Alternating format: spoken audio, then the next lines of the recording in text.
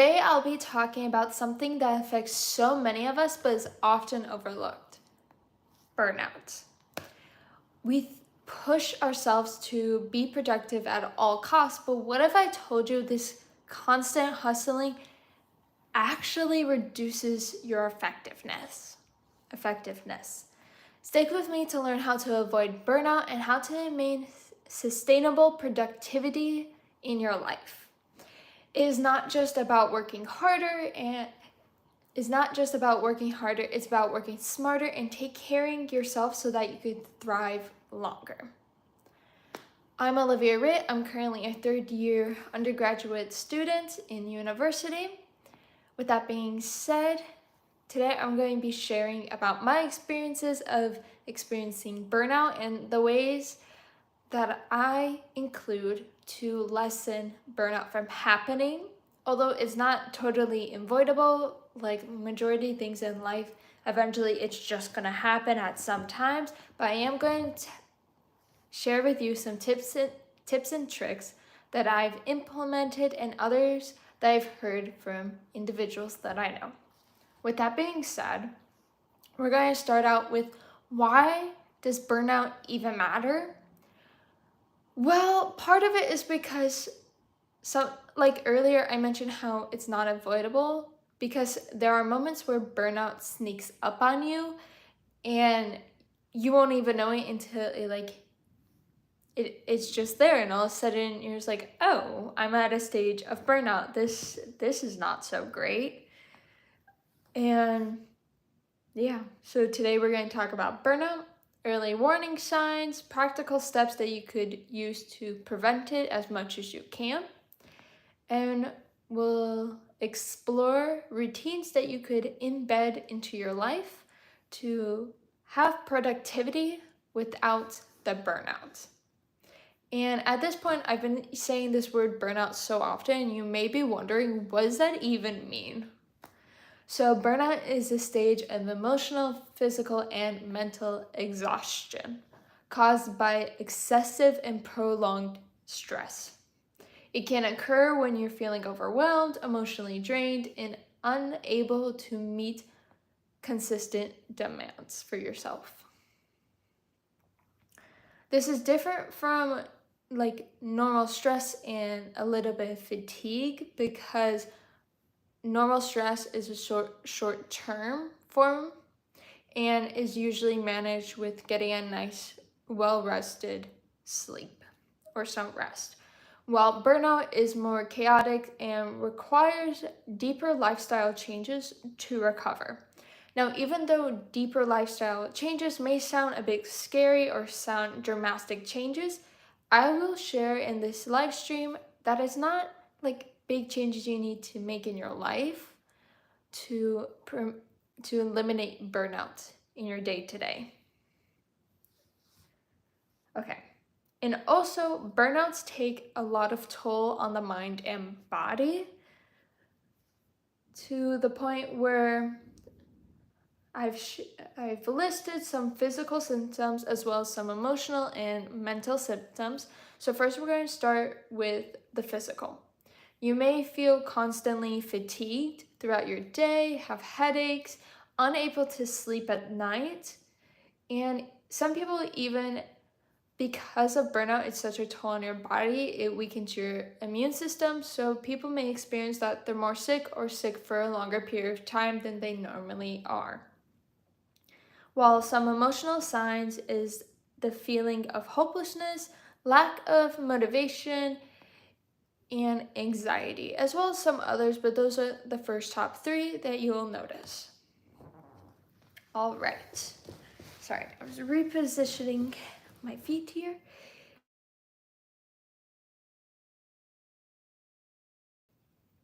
Okay. All right, we're back to the live stream. Sorry, that happens when someone calls me. Unfortunately, we lost a few seconds there, but that's all right. So some mental symptoms will be difficulty concentrating, having negative thoughts, and the feeling of unproductive despite working hard. Like despite knowing that like you want to do work, you still have that feeling of being unproductive, or even, well, actually this sense is feeling unproductive even though you are doing your work. You just don't feel productive. All right. So we're going to look at now at what causes burnout. So this could be, yesterday in the live stream we talked about boundaries. So one of the ways burnout happens is because of the lack of boundaries and being overworked. So not speaking up and saying, hey, I already have a lot on my plate, or I already did X, Y, and Z. I don't need to do A, B, and C because I already completed so much, so can someone else do that? Without that speaking up and taking on that work that results in you overworking, and that lack of boundary can be a cause of burnout. Another one is unrealistic expectations, meaning you've taken so much onto yourself that's just not realistic. You're trying to do ORS, X, Y, and Z, and ABC. Like 9 different things in one day, all the time, like 24/7, you're trying to complete these tasks that's just not realistic for you to do. Another thing is like the hustle culture, trying to make some cash on the side by having these simple hustles, or the small hustles of like tutoring people or running some errands for people and being paid for that, as well as other types of hustles, and just having that pressure that you constantly have to be working towards something to ensure that you'll have the money in a later time. Sometimes it could be to the point where it's just too much onto your body, onto your mind, and onto your emotions, resulting in burnout. Another thing could be simply lifestyle factors. This includes having poor sleep, lack of exercise, as well as what type of food are you eating. Particularly, is it something that's not necessarily giving you nutrition? So those are some causes of burnout. Once again, those are just 4 different types. There could be multiple different ways to have burnout. And we mentioned earlier the earlier signs in 3 different categories of physical, emotional, and mental. With that being said, now that we understand the signs of burnout and how it could potentially be caused, we're going to talk about how to prevent burnout. So earlier we mentioned workload and being overlooked. So one of the ways is to manage your workload, and as well as your stress levels. So we talked about time management in a previous live stream. Even though that's not like the ultimate key to success, it is a great component to have in understanding when things are occurring and outlining your day in a way that this is when you're going to be doing this activity or this assignment or having this group meeting. So then you're just focused on that during that time. Of course, like we mentioned in that live stream, flexibility is welcomed. Another is, when we talked about saying no in a previous live stream, is having that practice of saying no and setting our boundaries. An earlier example I used in this video is saying how you could be overworked in your work environment, taking on too much for one project when there's more people, and they could help you with that and take some of the workload off of your shoulders for you because you're already doing too much. So that's a way to manage your workload. Now, another way to prevent burnout is having the practice of self-care. This means allowing yourself to have rest. Maybe it's a day in the week that you're just like, I'm just going to take this to myself and this would just be a me day. Or maybe it's half of a day in the afternoon is to yourself. Okay, even be an hour of where you're just not even going to touch any devices, you're just going to sleep, or you're just going to just not touch technology for that 1 hour however you want to structure that rest, just be sure to incorporate it into your maybe daily life. You should definitely have some stress, but maybe incorporate a long form of stress into your week or bi-week schedule. Another thing that goes into self-care is having great nutrition and make sure you're staying hydrated. Now, staying hydrated does not only mean drinking water, it's making sure that you're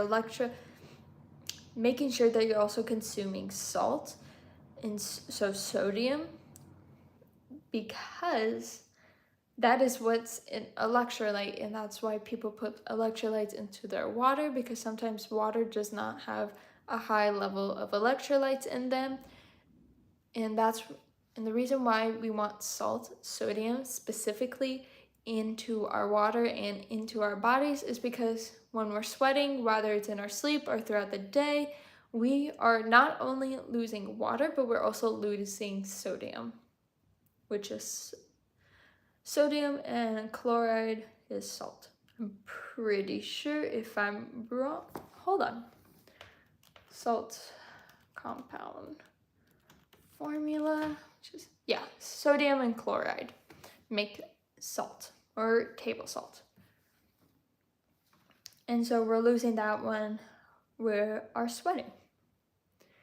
And then something else that deals with sweat is having a regular exercise schedule. Now, this doesn't mean you need to go every day and exercise, but at least twice a week, I would say, is a great start to embed exercising into your lifestyle. And it could even be just getting your 10,000 steps for a day, or however many steps you're capable of doing, just consistently. When you're on that walk, that you're in an exercise, how should I frame this? Because my little notes here says like a 20-minute walk, but that could look different for everyone. In previous videos, I've mentioned that at times I'm a speed walker, where I just walk fast to get to point A to point B. And then there's some people that just take their time with things. If walking's going to be your exercise, I suggest looking at the amount of steps you would be completing, potentially even distance, and doing a realistic goal in that case.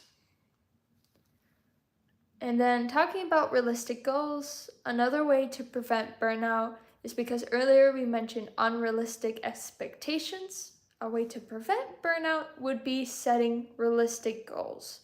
And these could be very, very detailed goals, as in finishing an assignment an hour before it's due, or finishing an assignment a day earlier is an example. Is basically breaking down big projects or big goals per se into smaller tasks, and because then it's like, okay, I just need to finish this small task versus looking at the whole project, because the whole project could be overwhelming. It could cause additional stress, resulting in burnout, which is something we're trying to prevent. All right, and now we're going to talk about creating a sustainable work routine. This means creating a balanced routine. As college students, we learn how to block our schedules in a way, and one of the things with time management is knowing, okay, this is when I have classes, this is when I'll be studying and doing my homework assignments, and then this is when I'll be resting. And so when you're doing your homework assignments, something that we mentioned in previous videos is the Pomodoro technique. Blocking even when you're focusing on studying, and setting a timer for 20-ish minutes to work on one assignment particular, then taking a break and continuing back with that assignment, or maybe switching around the assignment you're focusing. Because sometimes if you just know, okay, I'm giving myself like 20 minutes to work on an assignment, you're more likely to do it, and you know, okay, this is what I'm focusing on, that's all I'll be focusing on. And then, later you'll focus on other things. Also, in sustainable work routine, once again, setting those boundaries, and in a college setting, that's knowing as we've mentioned in previous videos of when we talked about saying no and setting boundaries, knowing when you can hang out with people outside of school related things, or even knowing when you could be in a study group, because sometimes study groups, there's chances that's going to be a lot more talking than studying. There's just that chance when you're surrounded by one or more individuals. Even if the goal is to study, it may get sidetracked at times. And another thing would be creating time off. So this is where you're stepping away from your schoolwork, from your classes, and doing activities like hobbies or just something you like to do and implementing that into your life. And the reason for this is because it gives your brain a break and it just helps with your mental energy, and also it gives you a break from just your academics in general, and just stepping aside and taking a deep breath and realizing you're human and academics is not the only aspect of your life. With that being said, we covered what a burnout is, why they're crucial, how they can happen, what are early signs of burnouts, and then how to prevent them and ways to implement that into your somewhat daily life, but initially lifestyle. With that being said, we are finished with this video, but before you click off of this video, think about one thing you can make today to avoid a burnout. Maybe it's taking more breaks, setting better boundaries, or practicing some of the self-cares that we've mentioned earlier. Drop a comment below and let me know. Let's help each other stay mindful and productive. And we'll see y'all next time. Bye, y'all.